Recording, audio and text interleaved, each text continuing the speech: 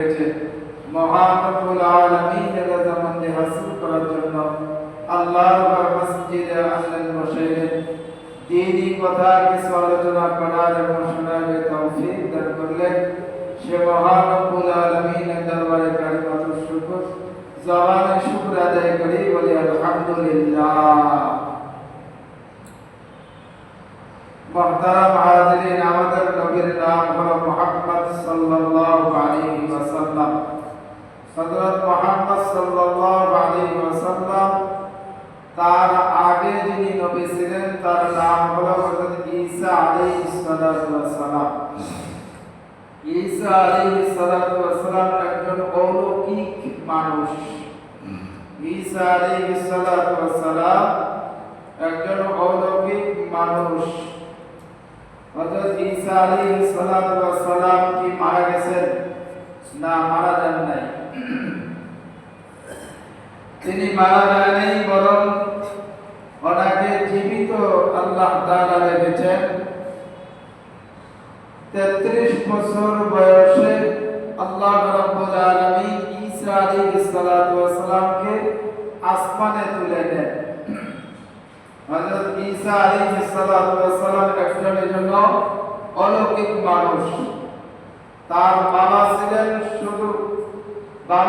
না, শুধু মা ছিলেন। ঈসা আলাইহিস সালাতু ওয়াসসালামের বাবা ছিলেন না, মা ছিলেন। মায়ের নাম হলো মারিয়াম আলাইহিস সালাতু ওয়াসসালাম। মারিয়ামের মায়ের নাম হলো হান্না, আর বাবার নাম ছিল ইমরান। মারিয়াম আলাইহিস সালাতু ওয়াসসালামের মার নাম হান্না, বাবার নাম ইমরান। ঈসা আলাইহিস সালাতু ওয়াসসালামের মায়ের নামই ছিল মারিয়াম আলাইহিস সালাতু ওয়াসসালাম। বাবা ছিলেন বাইতুল মুকাদ্দাস মসজিদের ইমাম। বাইতুল মুকাদ্দাস মসজিদের ইমাম ছিলেন বাবা।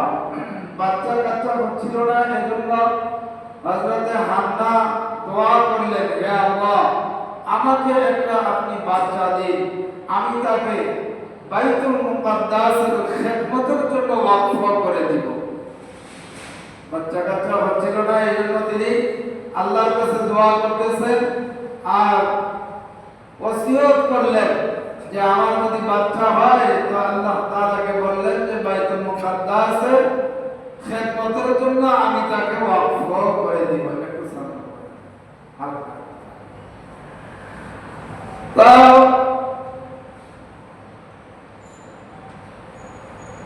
ঈসা আলাইহিস সালাতু ওয়াসসালামের বাবা এবং তার মায়ের ইচ্ছা ছিল একটা ছেলে হবে, ছেলে সন্তান হবে। তো এটা আশা ছিল, যেহেতু বাইতুল মুকাদ্দাসের খিদমত করাবে, বাইতুল মুকাদ্দাসের খিদমত করতে হলে, মসজিদের খিদমত করতে হলে ছেলের প্রয়োজন। এজন্য তাদের ইচ্ছা ছিল যে আল্লাহ তাআলা তাদেরকে একটা ছেলে দিবেন, তাকে দিয়ে বাইতুল মুকাদ্দাস আল্লাহর ঘর মসজিদের ঝাড়ু দিবেন, বিভিন্ন কাজ তাকে দিয়ে করাবেন। কিন্তু আল্লাহ তাআলা দিলেন একটি মেয়ে সন্তান দিলেন। জন্মের আগেই বাবা মারা গেল, বাচ্চার নাম রাখা হলো মারিয়াম।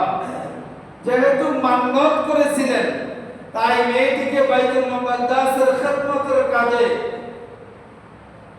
নিয়ে গিয়ে বললেন যে আমার এই বাচ্চা যদিও মেয়ে, কিন্তু আমি মান্নত করেছি তাকে আমি বাইতুল মুকাদ্দাসের খিদমতের জন্য ওয়াকফ করে দিব। মারিয়াম আলাইহিস সালাতু ওয়াসসালামের জন্মের আগেই যেহেতু তার বাবা মারা গেলেন, এজন্য পিতার মৃত্যুর পর মারিয়াম আলাইহিস সালাতু ওয়াসসালামের লালন পালন করার ভার তার উপরে গ্রহণ করা হলো। তো তার উপরেই তো গ্রহণ হবে। এরপরও লালন পালন করার ভার গ্রহণ সম্পর্কে বিরোধ দেখা দিল। যেহেতু মারিয়াম একজন মেয়ে মানুষ, তার বাবা ঈসা আলাইহিস সালাতু ওয়াসসালামের বাবা যেহেতু নাই, মা মারিয়াম সে মহিলা মানুষ। তো এই ঈসা আলাইহিস সালাতু ওয়াসসালামকে লালন পালন করার জন্য বিরোধ দেখা দিল। সবাই প্রতিযোগিতা শুরু করে দিল যে এই বাচ্চার দায়িত্ব আমি নিব, এই বাচ্চার দায়িত্ব আমি নিব। তাদের মধ্যে একজন ছিলেন জাকারিয়া আলাইহিস সালাতু ওয়াস সালাম। তিনি মারিয়াম আলাইহিস সালাতু ওয়াস সালামের খালু ছিলেন। মারিয়াম আলাইহিস সালাতু ওয়াস সালামের খালুর নাম জাকারিয়া আলাইহিস সালাতু ওয়াস সালাম। তিনি বললেন, যেহেতু বাচ্চার খালা আমার ঘরের বিবি, খালার দেহ থেকে মায়ের ঘ্রাণ পাওয়া যায়, এই সুবাদে আমি এই বাচ্চার লালন পালন করব। এলাকার লোকজন বললেন যে না,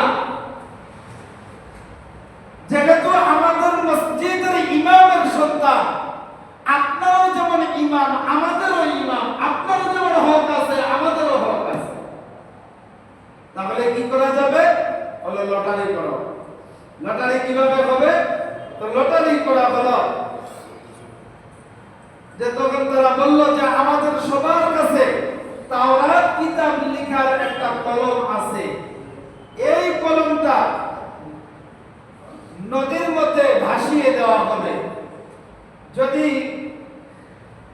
যার কলম স্রোতে ভেসে যাবে না, স্রোতের উল্টো দিকে যাবে, তাকে সে পাস লটারিতে পাস করছে বলে বিবেচিত হবে। আর যার কলম ভেসে চলে যাবে সে পাস করে নাই।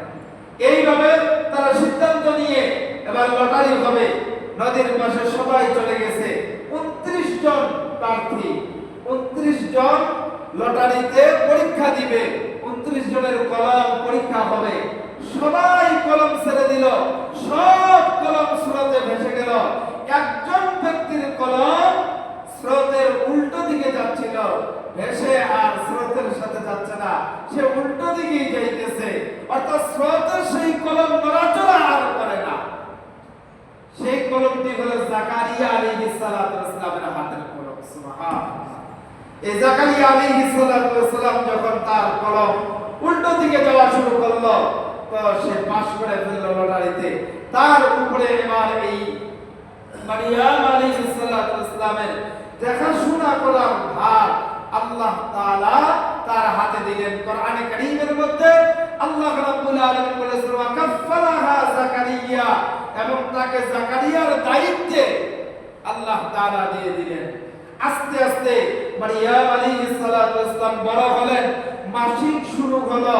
মাসিকের পবিত্রতা অর্জন করার জন্য একদিন মারিয়াম আলাইহিস সালাতু ওয়াস সালাম পুকুরের পাড়ে গেলেন গোসল করার জন্য। গোসল করে তিনি যখন উঠলেন, উঠার পরে তিনি দেখলেন তার সামনে একজন মানুষ দাঁড়িয়ে আছে, যিনি হচ্ছেন জিবরাইল আলাইহিস সালাতু ওয়াস সালাম। সুবহানাল্লাহ। আল্লাহ তাআলা জিবরাইল আলাইহিস সালাতু ওয়াস সালামকে মানুষের বেশভূষা দিয়ে মানুষ রূপে মারিয়াম আলাইহিস সালাতু ওয়াস সালামের সামনে পাঠিয়ে দিলেন। হঠাৎ যখন তিনি দেখলেন তার সামনে একজন পুরুষ মানুষ, দেখেই তিনি ভয় পেয়ে গেলেন। এই বিষয়টি আল্লাহ রাব্বুল আলামিন কোরআনে কারীমের মধ্যে বলেছেন, ওয়াযকুর ফিল কিতাবি মারিয়াম ইযিনতাবাদাত মিন আহলিহা মাকানান শারকিয়্যা ফাত্তাখাযাত মিন দুনিহিম হিজাবান ফাআরসালনা ইলাইহা রূহানা ফাতামাসসালা লাহা বাশারান সাবিয়্যা।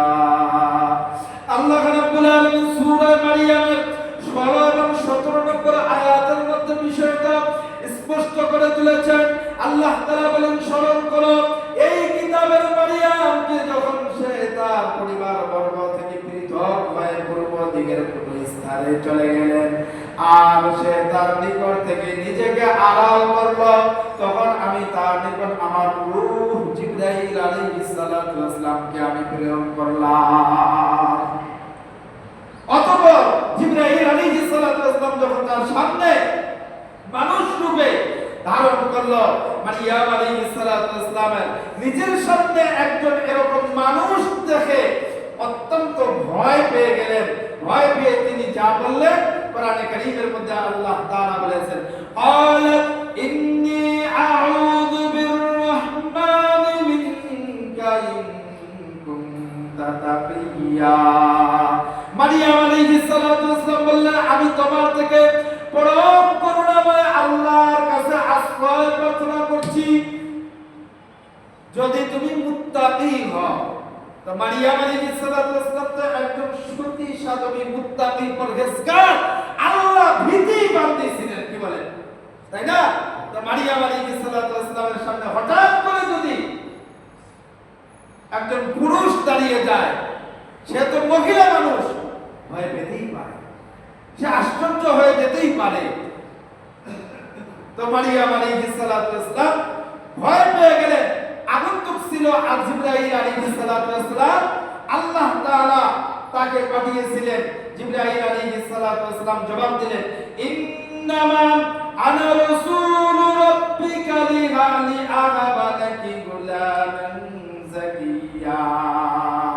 আমি তো কেবল তোমার রবের বার্তাবাহক, আমাকে একজন পবিত্র পুত্র সন্তান দান করার জন্য এসেছি। জিবরাইল আলাইহিস সালাতু ওয়াসসালাম বললেন, আমি তো আল্লাহ তাআলার পক্ষ থেকে আপনার কাছে এসেছি একটি পুত্র পবিত্র ছেলে সন্তান দেওয়ার জন্য। বলেন সুবহানাল্লাহ।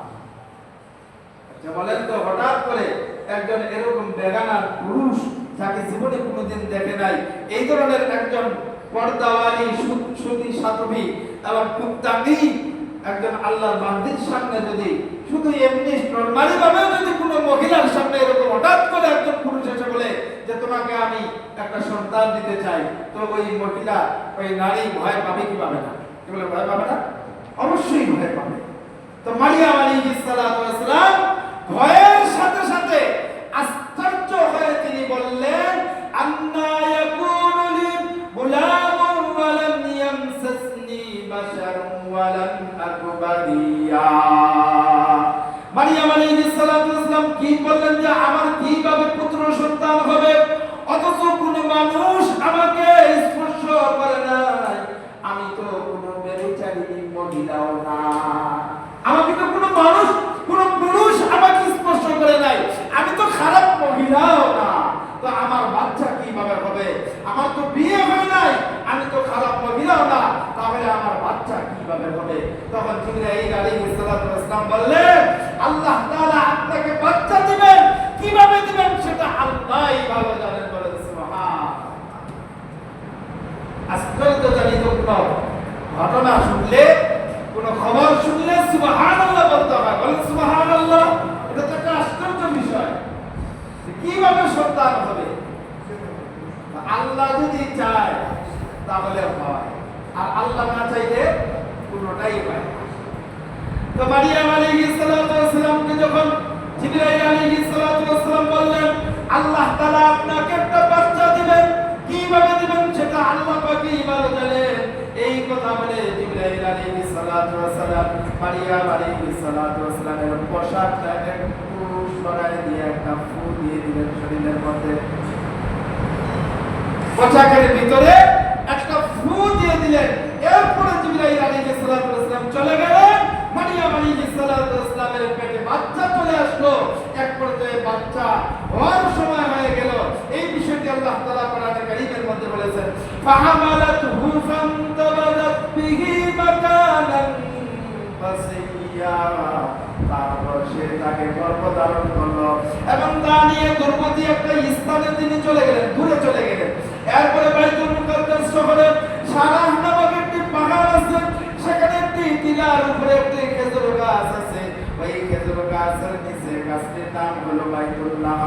মারিয়াম আলাইহিস সালাতু ওয়াসসালাম সেখানে চলে গেলেন। সেখানে তার বাচ্চা হলো, বাচ্চার নাম রাখা হলো ঈসা। এখন এই বাচ্চা নিয়ে গ্রামে কিভাবে যাবেন? শরম, লজ্জা আর ভয় মারিয়াম আলাইহিস সালাতু ওয়াসসালামের অন্তরের মধ্যে হাইবে, আমি তো কোনো খারাপ মহিলা নাই, বাচ্চা নিয়ে আমি কিভাবে শহরে ঢুকবো?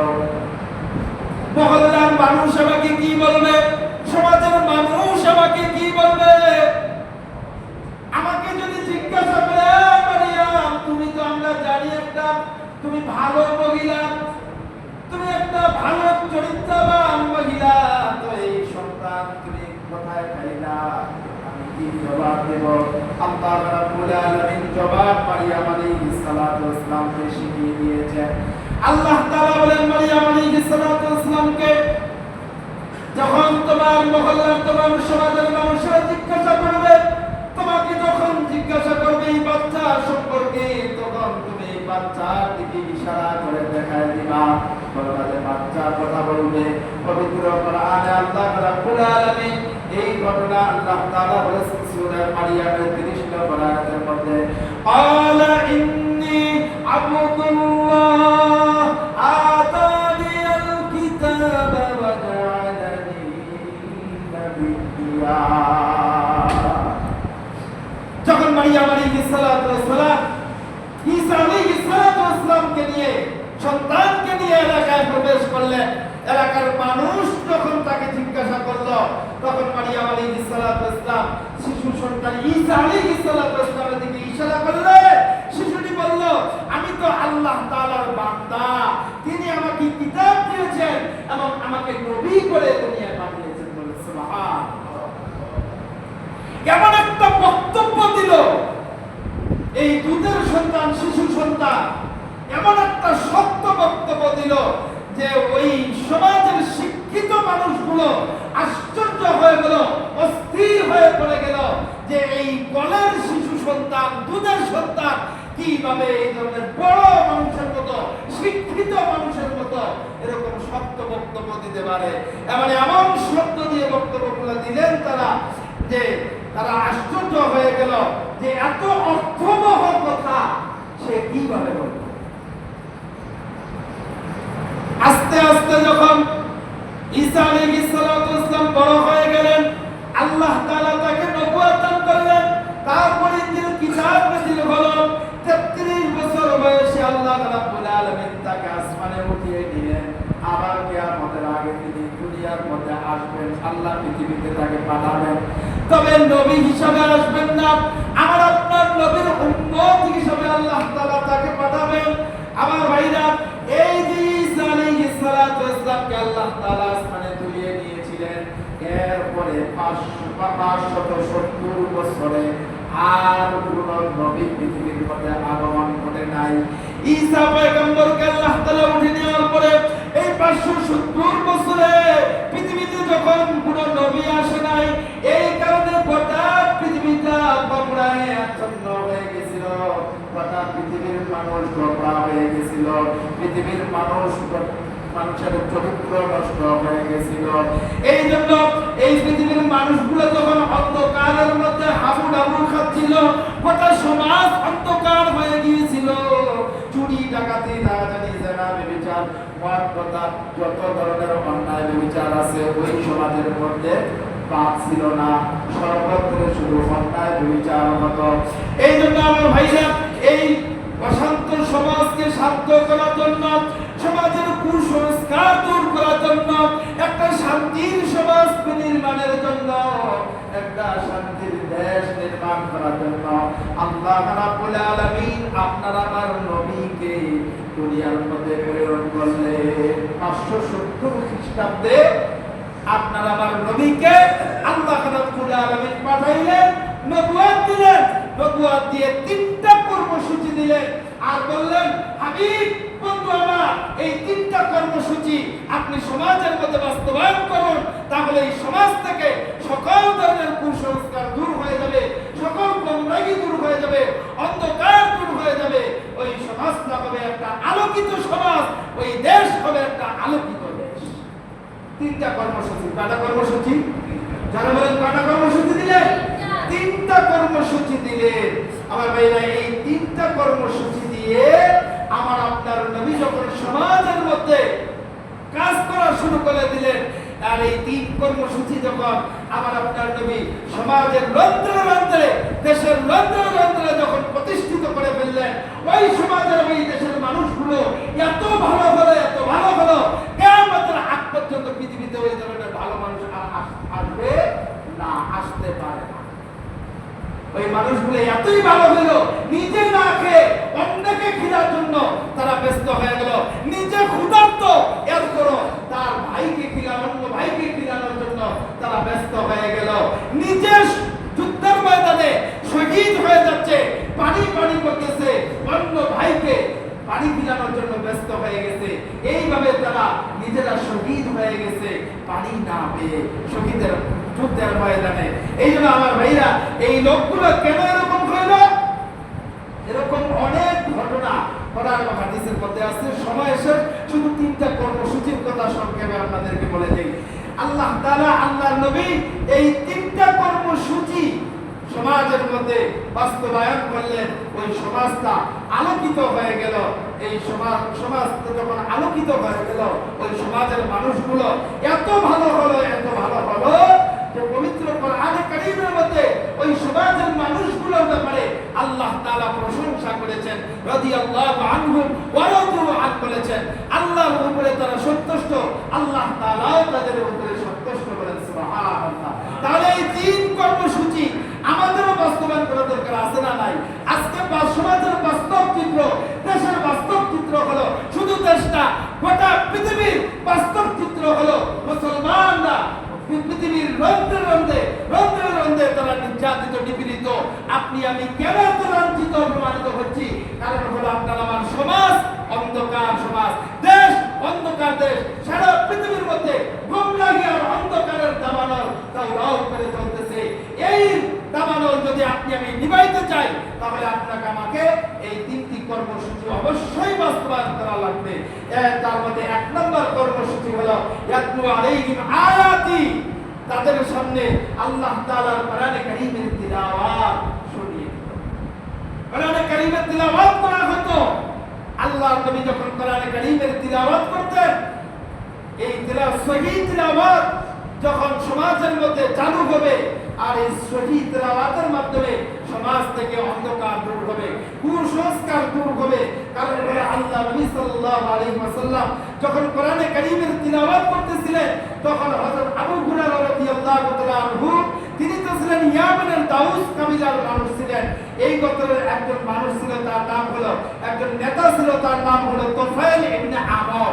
এই তুফাইল ইবনে আমর ব্যবসা করার জন্য মক্কায় আসছিলেন।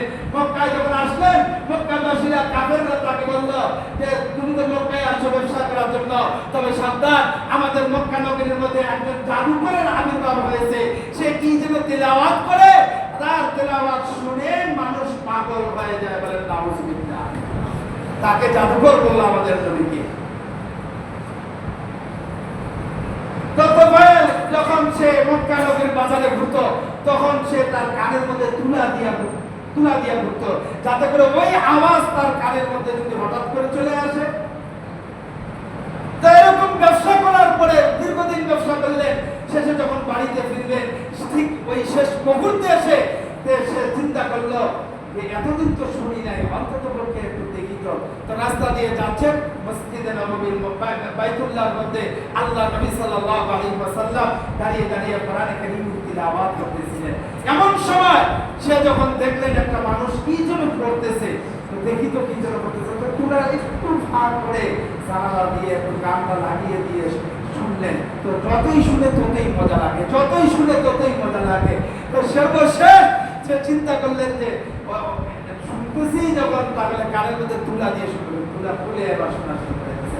দীর্ঘ সময় যখন শুনলেন, তখন এই তুফাইল ইবনে আমর, এই কাফেরদের লিডার, সে আল্লাহর নবীর পাগল হয়ে আল্লাহর নবীর কাছে যে বললেন, ইয়া রাসূলুল্লাহ, আপনি যে তিলাওয়াত করলেন, এটা কি তিলাওয়াত করলেন? এই কথাগুলো তো আমাকে আশ্চর্য করে দিয়েছে, আমাকে ভাবিয়ে তুলেছে। আমি আশ্চর্য হয়ে গেছি যে এত অর্থবহ কথা, এত দামি কথা পৃথিবীর কোনো মানুষের হতে পারে না। তুফাইল ইবনে আমর আল্লাহ রাসূল সাল্লাল্লাহু আলাইহি ওয়াসাল্লামের হাত দিয়ে কালিমা শাহাদাত করে কালিমা পড়ে নিলেন, মুসলমান হয়ে গেলেন। এইভাবে ওই গোত্রের অনেক মানুষ কালিমা পড়ে মুসলমান হয়ে গেলেন। তাহলে আমার ভাইরা, কোরআনে কারীমের তিলাওয়াতের প্রভাব আছে না নাই? জোরে বলেন, আছে না নাই? সমাজে যদি সহি শুদ্ধভাবে কোরআনের তিলাওয়াত চালু করা যায়, প্রত্যেকটা ঘরে ঘরে যদি সহি শুদ্ধভাবে কোরআনে কারীমের তিলাওয়াত হয়, ওই ঘর থেকে আল্লাহর রহমত ছাড়া গজব আসতে পারে না। ওই ঘর থেকে আব্দুল কাদের জিলানী ছাড়া আর অন্য কেউ আসতে পারে না। এই জন্য আমার ভাইরা, ঘরে প্রত্যেকটা ঘরে ঘরে যখন আপনারা কোরআনে কারীমের সহিহ শুদ্ধ তেলাওয়াত চালু হয়ে যাবে। এর মাধ্যমে কোরআনে কারীমের এই সহিহ শুদ্ধ তেলাওয়াতের মাধ্যমে আপনার আমার ঘর থেকে অন্যায় ব্যভিচার, আপনার আমার সমাজ থেকে অন্যায় ব্যভিচার দূর হয়ে যাবে। আমার ভাইরা বন্ধুরা আমার, এরপরে দ্বিতীয় নাম্বার কর্মসূচি আল্লাহ নবী সাল্লাল্লাহু আলাইহি ওয়াসাল্লাম যখন এই তিন কর্মসূচি চালু করলেন, দ্বিতীয় নম্বর কর্মসূচি সম্পর্কে আল্লাহ রাব্বুল আলামিন বলেছেন যে ওয়ায়ুযাক্কিহিম, এবং তাদেরকে পরিশুদ্ধ করত। আল্লাহ নবী সাল্লাল্লাহু আলাইহি ওয়াসাল্লাম মানুষদেরকে নিয়ে আসে কোরআনের তালিম দিতেন, জিকিরের তালিম দিতেন, তালিম দিয়ে কোরআনে কারীমের তালিম দিয়ে তাদের আখলাক দুরুস্ত করতেন, তাদের চরিত্র ভালো করতেন। এর দ্বারা মানুষগুলো চরিত্রবান হয়েছে। এরপরে তিন নম্বর গুণের কথা বলেছে ওয়ায়ুআল্লিমুহুমুল কিতাবা ওয়াল হিকমা। তিন নম্বর কর্মসূচি আল্লাহ নবী সাল্লাল্লাহু আলাইহি ওয়াসাল্লাম তাদেরকে কিতাব এবং হিকমা শিক্ষা দিতেন, অর্থাৎ কোরআনে কারীমের ইলম শিক্ষা দিতেন, ইলমে দ্বীন শিক্ষা দিতেন। ইলমে দ্বীন শিক্ষার মাধ্যমে মানুষগুলোর চরিত্র ঠিক হইত, তাদের আখলাক সুন্দর হতো, তাদের ঘর সমাজ রাষ্ট্র থেকে অন্ধকার দূর হয়ে যেত, কুসংস্কার দূর হয়ে যেত। এই তিন কর্মসূচি দিয়ে আল্লাহ নবী সাল্লাল্লাহু আলাইহি ওয়াসাল্লামকে আল্লাহ তাআলা পাঠিয়েছিলেন। এক নম্বর কোরআনে কারীমের তিলাওয়াত, দুই নম্বর তাদের আত্মশুদ্ধি, আর তিন নম্বর হলো ইলমে দ্বীন শিক্ষা। এই তিন কর্মসূচির মাধ্যমে ওই সমাজের মানুষগুলো কত ভালো হয়েছিল, কত সোনার মানুষ হয়ে গিয়েছিল। যেই এলাকাটা কি নাম আল্লাহ তাআলা পরবর্তীতে দিলেন, ইয়াসরিব থেকে নাম পরিবর্তন করে দিয়ে সোনার মদিনা লাগিয়ে দিলেন। মুহতারাম হাজিরিন, ওই সোনার মদিনার সোনার মানুষগুলো এই তিন কর্মসূচির মাধ্যমে তারা সোনার মানুষে পরিণত হয়েছে। আজকেও যদি আপনি আমি আপনার আমার ব্যক্তি জীবন, পারিবারিক জীবন, সামাজিক রাষ্ট্রীয় জীবনে, আন্তর্জাতিক জীবনে যদি আপনি আমি শান্তি চাই, তাহলে আপনাকে আমাকে এই তিন কর্মসূচি আপনার আমার জীবনে বাস্তবায়ন করা লাগবে। আমার ভাইরা, তৃতীয় নাম্বার যে কর্মসূচিটা আছে, এই কর্মসূচিটা আমাদেরকে অবশ্যই একটা গুরুত্বপূর্ণ একটা বিষয়। যেমন এটা ফরজে আইন, আপনারা মানে যে সমস্ত ইলমগুলো শিক্ষা করা ফরজে আইন, যেমন ফরজ গোসলের ইলম শিক্ষা করা ফরজে আইন, ফরজ নামাজের ইলম শিক্ষা করা, নামাজের ইলম শিক্ষা করা, এটা হলো ফরজে আইন। আপনার আমার যে সমস্ত ফরজগুলো আছে, যে সমস্ত আমলগুলো ওয়াজিব আমল আছে, যেগুলো সুন্নাত আমল আছে, এগুলোর ইলম শিক্ষা করা আপনার আমার জন্য ফরজে আইন। দেখেন আজকে এই ফরজে আইন আমল থেকে আমরা দূরে চলে যাওয়ার কারণে আপনার আমার অবস্থাটা কি হয়েছে? সমাজের বাস্তব চিত্র হলো অধিকাংশ মুসলমান ফরজ গোসল কেমনে করতে হয় জানে, আবার অধিকাংশ মুসলমান ফরজ গোসল কেমনে করতে হয় জানে, কিন্তু গুরুত্ব নাই। শীতের দিনে আরো বেশি গুরুত্বহীন হয়ে পড়ে। ফরজ গোসলের মধ্যে আপনি যে গড়গড়া করবেন, পানি দিবেন, এই গড়গড়া পানি একদম গড়গড় করে খুব জোরে গড়গড় করে শব্দ করে আপনাকে পানি একদম গলা পর্যন্ত আপনার পানি পৌঁছাইতে হবে। এরপরে আপনি কি করবেন? আর শীতের দিন কি করেন? কি করে না, শীতের দিনে বেশিরভাগ এটা হয়। কিন্তু আর না জানার কারণে অথবা গুরুত্বহীনতার কারণে গরমের দিনেও অনেক মানুষ এরকম ভাবে গুলি করে পানি দেয়। আর নাকে, এরপরে দ্বিতীয় নাম্বার হলো নাকের নরম জায়গা পর্যন্ত পানি পৌঁছানো। আপনাকে নখ দিয়ে ঢুকিয়ে এরপরে পানি দিয়ে এরপরে নাকের একদম নরম জায়গা পর্যন্ত পানি পৌঁছে দেবে। অনেকে করে কি করে না, অনেকে তো জানেই না ফরজ গোসল কাকে বলে, কিভাবে করতে হয়। পানি ঢাইলা দিলেই হয়ে যায়, পানি ঢাইলা দিলেই হয়ে যায়। ফরজ গোসল এইভাবে আপনি নাকের নরম জায়গা পর্যন্ত পানি পৌঁছাইতে হবে। এরপরে শরীরের প্রত্যেকটা অঙ্গের মধ্যে যেন পানি পৌঁছায়, ভিতরে নামের ভিতর থেকে নিয়ে হাতের নখ, দাড়ি, চুল, নিচের সব জায়গায় যেন আপনার পানি পৌঁছে যায়। এক চুল পরিমাণ জায়গা যেন শুকনো না থেকে যায়। যদি শুকনো থেকে তাহলে ফরজ গোসল আদায় হবে না। আজীবন আপনি অপবিত্র অবস্থায় থাকবেন। আর ওই অপবিত্র অবস্থায় যতই নামাজ পড়েন, কোরআন তেলাওয়াত করেন, কোনোটাই আল্লাহর কাছে কবুল হবে না। তাহলে ফরজ গোসলের ইলম জানা আপনার আমার উপরে ফরজে আইন কিনা, কি বলেন? ফরজে আইন না, এটা অবশ্যই আপনাকে আমাকে জানতে হবে। এরকম আপনারা হাজির, এইভাবে প্রত্যেকটা আমলের বিষয়ে আপনাকে আমাকে ইলম জানতে হবে। এজন্য আল্লাহ নবী সাল্লাল্লাহু আলাইহি ওয়াসাল্লাম 3 কর্মসূচি দিয়ে আল্লাহ নবী সমাজকে আলোকিত করেছিলেন, পরিবারকে আলোকিত করেছিলেন, দেশকে আলোকিত করেছিলেন। আজকে যতই আপনি শিক্ষিত হন না কেন, এই 3 কর্মসূচি যদি আপনার ভিতরে না থাকে, তাহলে আপনার দ্বারা কখনোই কোনো দেশ শান্তিতে পরিণত হতে পারে না, কোনো দেশ আলোকিত হতে পারবে না, কোনো পরিবার আলোকিত হতে পারবে না। এই জন্য আপনি যতই শিক্ষিত হন না কেন, আপনি যত বড়ই ক্ষমতাবান হন না কেন, আপনি মন্ত্রী এমপি হন না কেন, যাই হন না কেন, আপনি যদি এই 3 কর্মসূচি আপনার পরিবারের মধ্যে, সমাজে, দেশে যদি আপনি দেশের প্রত্যেকটা জায়গায় পদে পদে পড়তে যদি আপনি এটাকে বাস্তবায়ন করতে পারেন, তাহলে আল্লাহ দেওয়া চাইতো আল্লাহর রহমতে, কোরআনের বরকতে আল্লাহ তাআলা আপনাকে আমাকে একটা আলোকিত সমাজ, আলোকিত দেশ আল্লাহ তাআলা আপনাকে আমাকে বিনির্মাণ করার তৌফিক দান করবেন। এই জন্য মুহতারাম হাজিরিন, আপনি আমি যদি আপনার পরিবার, সমাজ, রাষ্ট্র থেকে অন্ধকার দূর করতে চাই, তাহলে আসুন এই 3 কর্মসূচি দিয়ে আপনার আমার জীবনটাকে সুন্দর করে ঢেলে সাজাই। আল্লাহ রাব্বুল আলামিন আমাদের সকলকে কোরআনের সাথে সম্পর্ক করে 3 কর্মসূচির মাধ্যমে আল্লাহ তাআলা আমাদেরকেও আলোকিত জীবন করার তৌফিক দান করে বলেন আমিন। যারা সময় কথা